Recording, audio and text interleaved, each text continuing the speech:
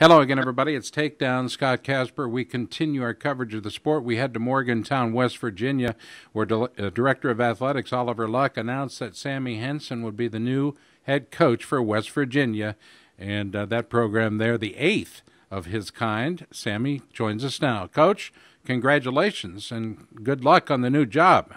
I'm going to need it, Scott. Big job, great opportunity jumping back into the 12 from the MAC. Where you were an assistant coach at Missouri. How did this all go down? I got an email from one people on the asking up for the job, and I did. And interviewed, and had a great interview. It was a good fit on the interview, and had a good positive feeling about the interview, and went home and they called me. That's how it went. Well, one of the things that you bring to the program is a lot of energy and enthusiasm. You understand that the Mountaineer program needs an overhaul, if you will, to the extent that it will need your impression, your feet on the ground, but your impression of what a program looks like. You've done it before. You've had a positive impact wherever you've been, including Oklahoma. A nice job with the Sooners there. Then on to Missouri, where you again had an impact there. Talk to us about the evolution of Sammie Henson as a coach, because it's been long, it's been storied, and there's a number of programs where you've had a major impact. Yeah, I think it's down to being around great coaches. I've been around great leaders. I've had, everywhere I've been, I've learned from each person, each place I went, and so. And I'm a late developer. I wrestled till I was 36, and so I really have only had really been coaching as far as doing day-to-day operations of helping in very few, I'd say 6-7 years. So, I just think that being around people like Brian Smith, Mark Manning, Bruce Burnett, those people have helped me evolve as a coach. Who helped you most when it came time to do office work, paperwork, working within the conferences? I mean, that in and of itself can be a very challenging, if not frustrating, job. Well, I think the experience at Oklahoma really gave me a platform. As I said and stated before, Jack Spates, he was on his way out. He's in his last 2 years, so I got to do a lot of the day-to-day operations and duties, and so that was a good time for me to experience that while having him still as my boss. I loved what you said when asked about this job. You said you first of all thank a few people, Luck, Cunningham, and Howes, and the rest of the athletic department at West Virginia for believing in you. Then you went on to say, in typical Sammie Henson, I know they were searching for the right person to lead West Virginia wrestling, and they found the right person for the job. It's a great fit for me and your family. That's an important part of the whole thing, isn't it, for you, Sammie, that family fit. So important that your family's comfortable as well. Yeah, we've moved a lot, and it's still, it's hard when you move. But I had great support. My wife, she's unbelievable, and my two boys and girls.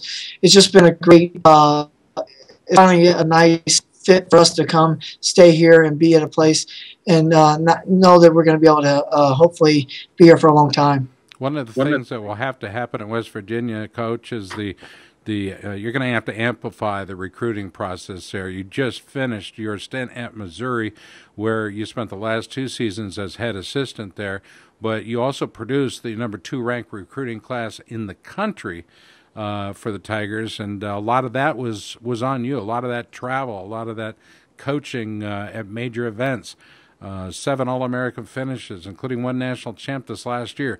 So talk to us about recruiting. What will need to change immediately at West Virginia?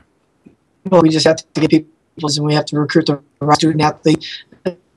Like I said about myself, it's a fit. It has to fit the West Virginia mold, the style of wrestling that we want to produce and put out on the map for the fans and for the area. And so we're going to start at home, and we're going to work our way out. And hopefully, we can get 1 or 2 West Virginia studs out of West Virginia, and then continue to move throughout the states and the bordering states, and just go to work really. And I think it comes down to hiring the right staff, the support system. Really, Brian Smith, and the people like Mark Manning I've worked with, it's it's a group effort. It's never one person. We've all done it together.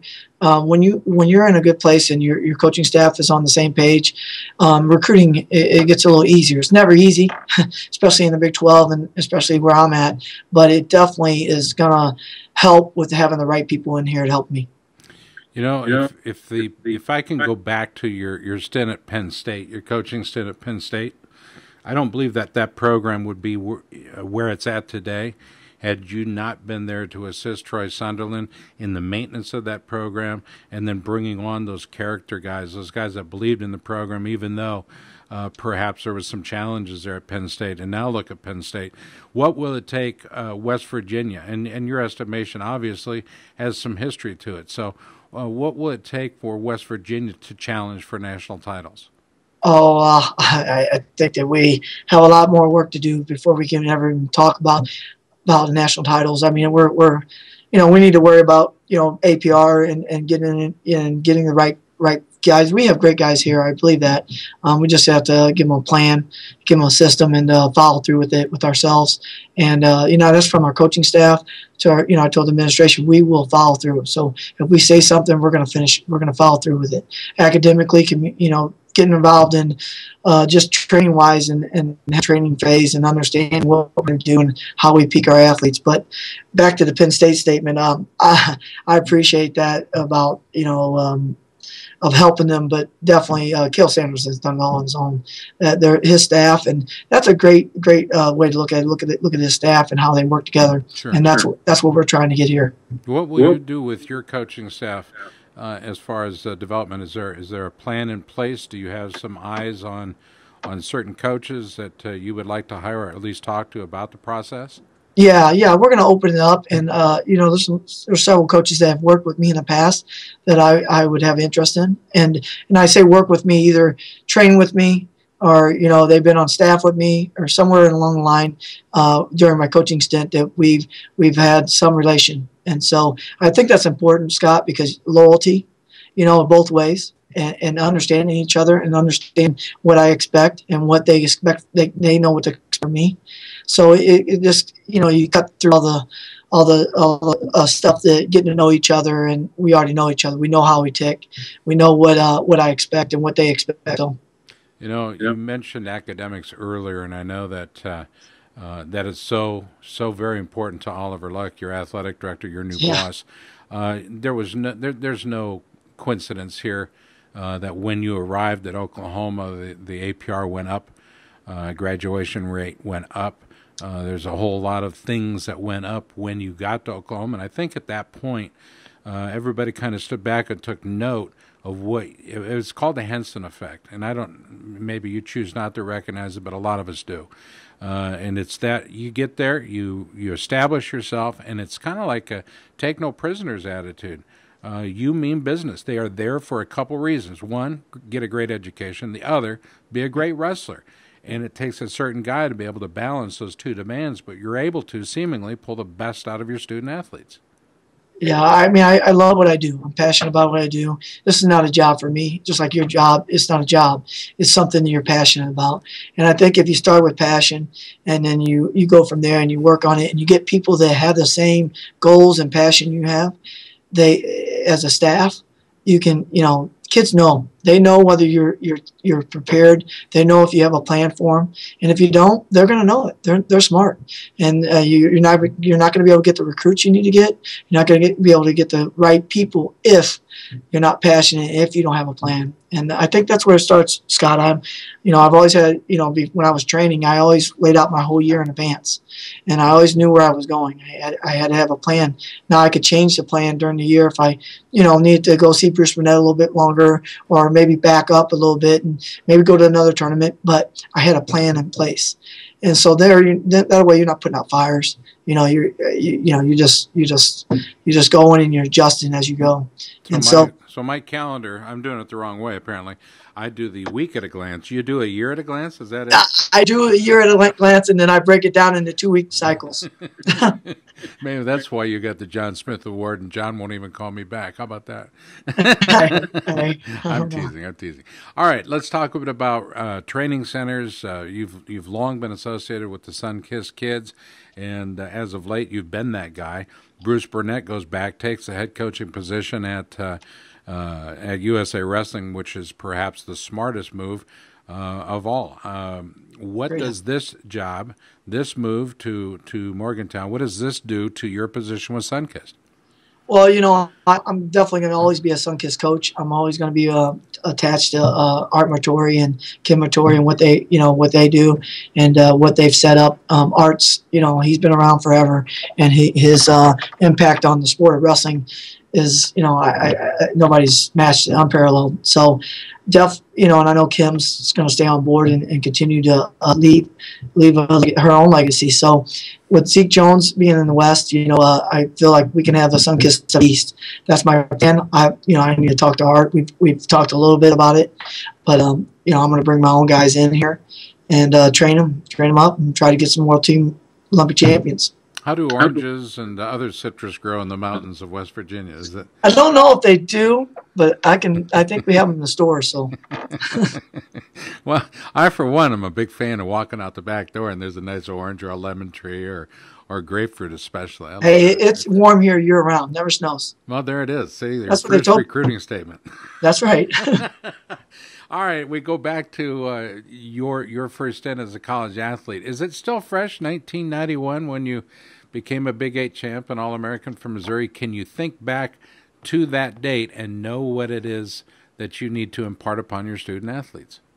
Yeah, I think you learn from every experience, Scott, just like in anything we do. That's why, I honestly believe that I get the most out of my athletes, because when I tell them something, they know I've been there. There's a lot of things in the sport of wrestling. It's not, you never stop learning, but there's a lot of things in the sport that's taught me in life. Just keep going, just like this job. It's taken me a little longer to get a head coaching job. Things don't happen the way you want them to.